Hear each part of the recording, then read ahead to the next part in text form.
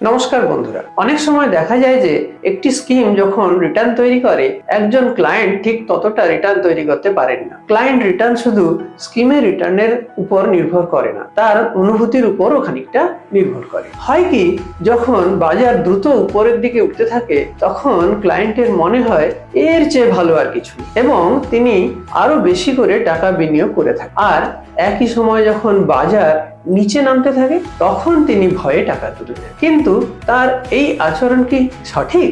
বন্ধুরা ভাবুন তো, আজ যদি 20,000-এর নিফটি 26,000 পয়েন্টে গিয়ে পৌঁছয় তাহলে কি আপনার সেখানে টাকা বিনিয়োগ করা উচিত না তুলে নেওয়া উচিত? আর সেই 26,000-এর নিফটি যদি কাল 23,000-এর লেভেলে নেমে আসে তাহলে কি আপনার নতুন করে টাকা বিনিয়োগ করা উচিত না টাকা না তোলাই উচিত? আমরা সবসময় দেখেছি যে বিনিয়োগকারী সাধারণত ঠিক উল্টো কাজ করে থাকেন। যখন বাজারে লাভ তুলে নেওয়া উচিত তখন তিনি টাকা তোলার বদলে আরো বেশি বিনিয়োগ করেন, কারণ অতীতে ভালো রিটার্ন তার চোখে ভাসে। আর যখন বাজার অনেকটাই ঠিক নিচে নেমে আসে, জিনিসপত্র সস্তা হয়, তখন তার আরো বিনিয়োগ করা উচিত। কিন্তু সেই সময় তিনি আতঙ্কিত হয়ে নিজের বিনিয়োগ তুলে নিতে চান, কারণ তখন তার লোকসান দেখা যায়। এই ক্লায়েন্ট সমস্যার সমাধানের জন্য ব্যালেন্স অ্যাডভান্টেজ ফান্ড ক্যাটাগরি তৈরি করা হয়েছে, যা হাইব্রিড মিউচুয়াল ফান্ডের অন্তর্গত। মনে করিয়ে দিই, হাইব্রিড মিউচুয়াল ফান্ডে কিছু টাকা ইকুইটিতে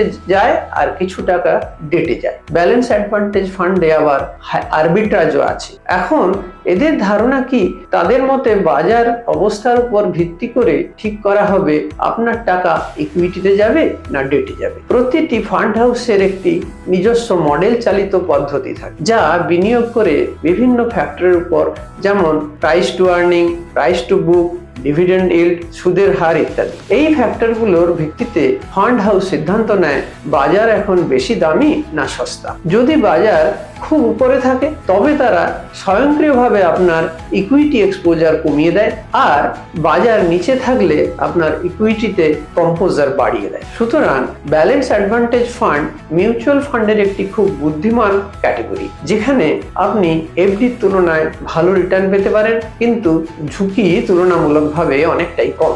ইকুইটির মতো বেশি ঝুঁকি নিতে হয় না। আমার মতে এই ব্যালেন্স অ্যাডভান্টেজ ফান্ড ক্যাটাগরি প্রথমবার বিনিয়োগকারীদের জন্য খুবই উপযুক্ত, যারা কখনো মিউচুয়াল ফান্ড বা ইকুইটিতে অভিজ্ঞতা পাননি এবং বিশেষ করে অবসর নেওয়ার কাছাকাছি থাকা কনজারভেটিভ বা মডারেট বিনিয়োগকারীদের জন্য এটি একটি খুব ভালো ক্যাটাগরি। যেসব বিনিয়োগকারী চান যে তারা রিটায়ারমেন্টের টাকা বিনিয়োগ করে মাসে মাসে নিয়মিত তুলতে পারবেন, তাদের জন্য ব্যালেন্স অ্যাডভান্টেজ ফান্ড একটি খুব ভালো বিকল্প। Mutual fund investments are subject to market risk. Read all scheme-related documents carefully.